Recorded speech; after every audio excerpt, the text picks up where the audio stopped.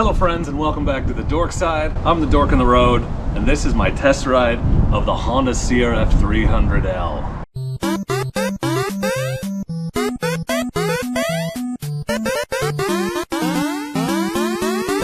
I'm the Dork on the road and I want to be your internet riding buddy, so please consider subscribing.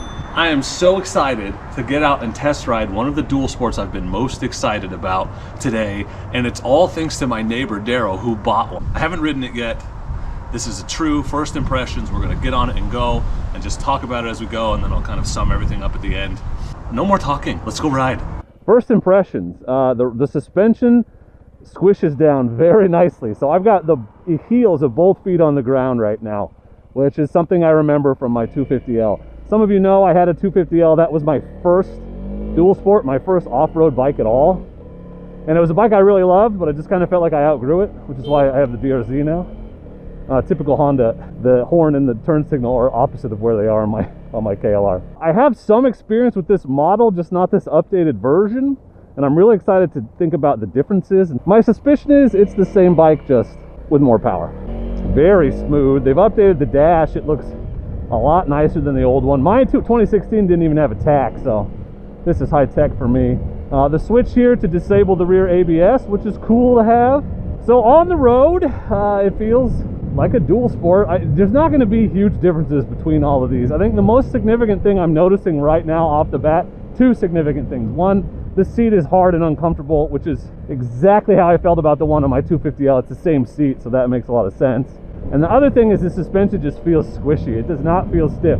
My primary dual sport now is a DRZ 400, and compared to that, this feels very squishy, very soft, which is far more comfortable on the road. It just doesn't do you any favors if you start hitting anything hard off-road. Gear indicator is nice to have on a dual sport. That's rare. It's a little windy today, so the wind noise in here might be awful. I don't know. If it is, I'll try to sum everything up at the end. But 60, no problem. We got here, no problem. 65, and I'm gonna take it easy. Like I said, it's still in break-in. I'm not gonna push my neighbor's bike, and he'll see this video, so he'll know that I did. But it's out of the first 100 miles, out of the danger zone anyway. Well, my feelings about my 250L were, it is a very beginner-friendly bike. It's very smooth and easy to ride. It's confidence-inspiring because you can get your feet down, and I'm feeling like that on this too. It's pretty smooth. There's no herky-jerkiness, nothing surprising. Oh, it's got a shift lever, or a shift light. That's cool.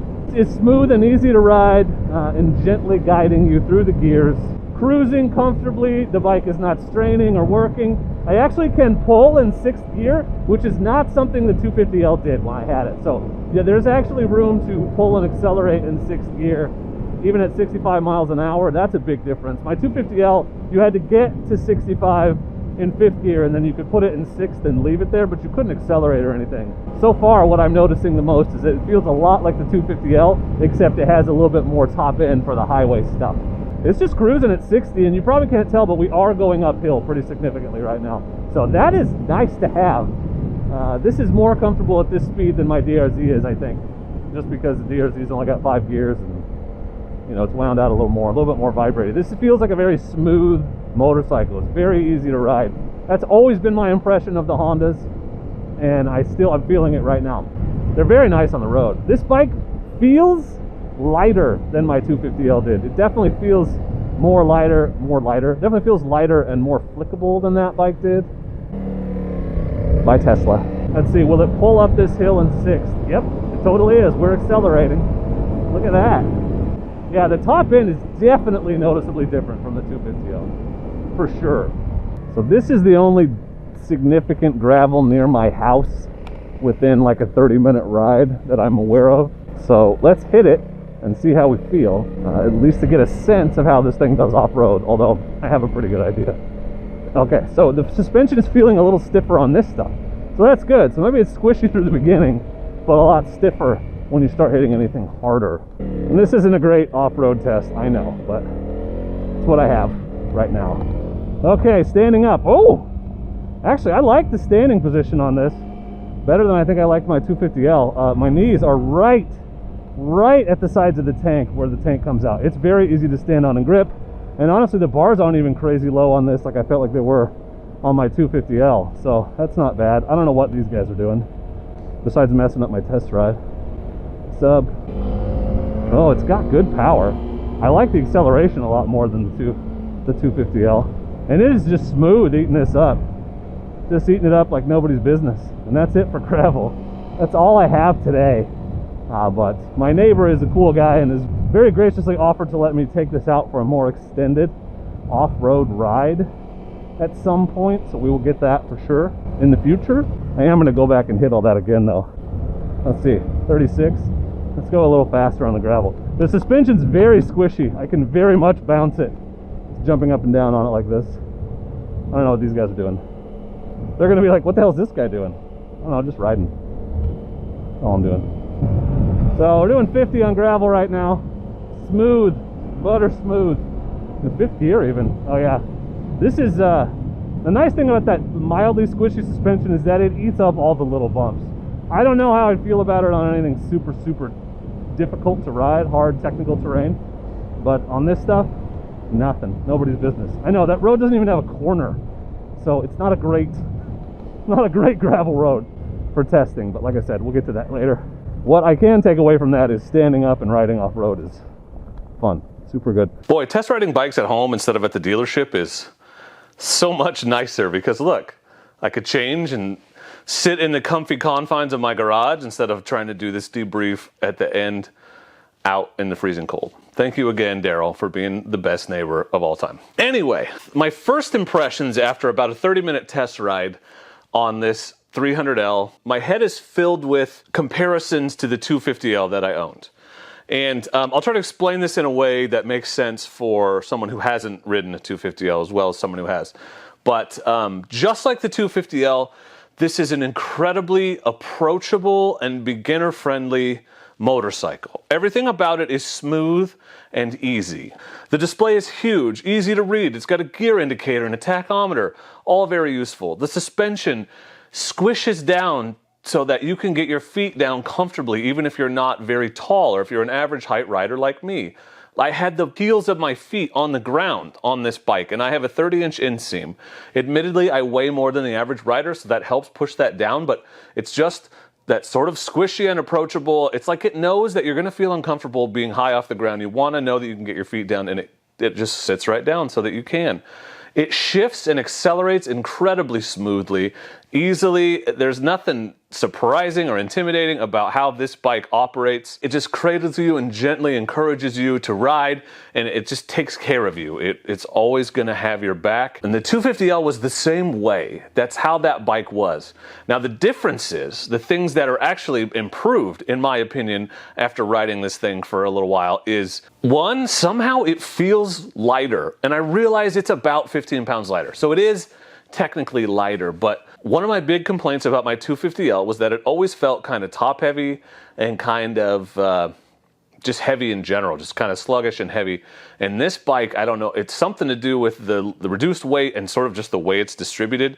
It feels different to me. It feels lighter, more nimble. It feels more modern in a weird way. I don't know. The old one just had sort of a clunkiness to it. It was very beginner friendly and all that, but it just always felt a little clunky, a little heavy, a little, if you tipped it too far, it was going over no matter what.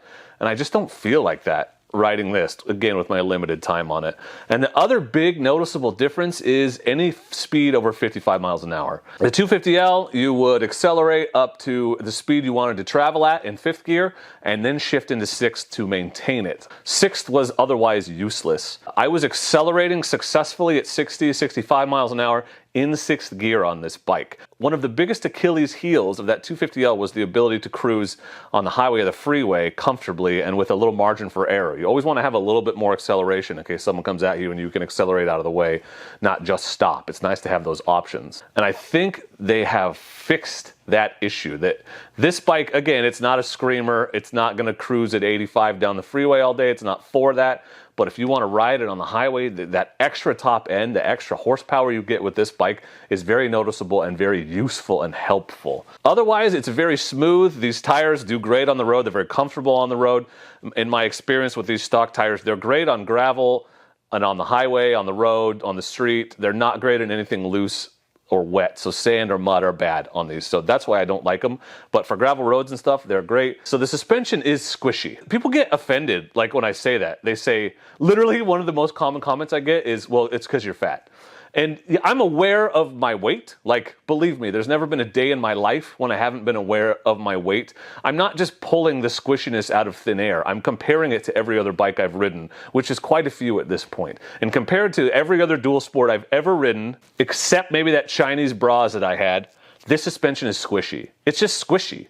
You sit on it, it sags down, you go over bumps, you can feel it. I stood up and pogo stick the pegs jumping up and down, and I could compress it very, very well. And by comparison, the DRZ maybe compresses this much when I do that. This thing, we were going up and down like where I was thinking about getting thrown off the pegs. The suspension is soft. The rear has not been set up for my weight, admittedly, but all you can do is adjust the preload. The front is not adjustable at all. That's just the forks that you have. This is not something I invented. Honda dual sports have squishy forks. It's great for on the road. It's great for absorbing smaller bumps. It makes for a very, very comfortable ride on the road.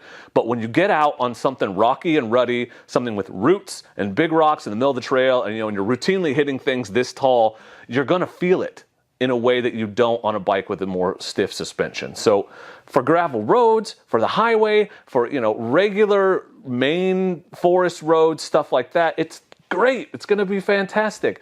If and when you decide to get into something a little bit more technical or involved, like maybe a blue trail with some technical rocks, or heaven forbid, even a black trail at an OHV area, something with big technical rocks, drops, stuff that you've got to ride up and over, logs even, depending on where you are, you're going to feel that front suspension. It's going to suffer. So it is squishier. That is an advantage in many situations and a disadvantage in some situations.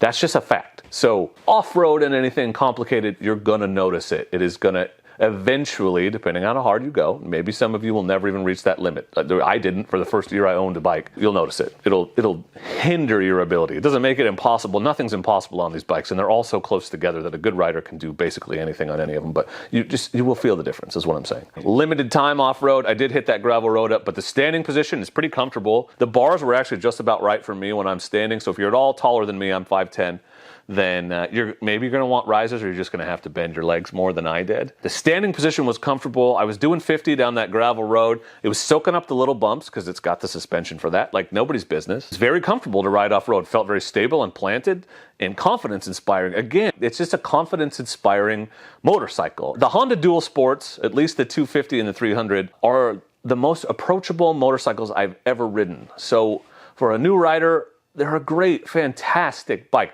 This is 100% a bike that someone with no experience could jump on and do great. It's not dangerous for you as a new rider, but that doesn't mean, and this is something that people get offended when I say, that a bike is entry level. It doesn't mean that an experienced rider can't have fun on it. I would love to go up, and I'm looking forward to the opportunity to go up and ride this thing around the woods and tear up the trails and forest roads and all that stuff on it. There's plenty of bike here. It's a bike that could last you your whole life. You'll never outgrow it because it's always going to be fun, but it's just so approachable and beginner friendly that if you're a new rider looking for a dual sport, I would start with this one. I don't have a lot of time on the KLX300. That would be the other one I would recommend to you, or the XT250. I would say it's as easy to ride as the XT250, as the KLX230, those bikes that I've ridden. I'm really excited about the possibility that I might be able to get out and do more extensive test riding on this bike than I have on some of the others I've test ridden. I'd like to do a dedicated 250L versus 300L video. I'd like to compare it to the DRZ, which I have a lot of thoughts on, but that's all in the future. So subscribe if you haven't. We'll maybe try to get you some more 300L content. If you have questions about the 300L or about my test ride or my opinion, please feel free to leave them in the comments. I'll try to answer what I can based on my limited experience with it. But like I said, this is just the beginning. Hopefully a lot more 300L content to come. Thanks to my awesome neighbor Daryl. Make sure you all thank Daryl in the comments. Say thank you, Daryl. He watches the videos. He'll see your comments. That'd be awesome. For now, and as always, I just want to say thank you very much for watching, and please do not forget to be excellent to each other. Thank you. Excellent! Thanks, neighbor guy. You're the best.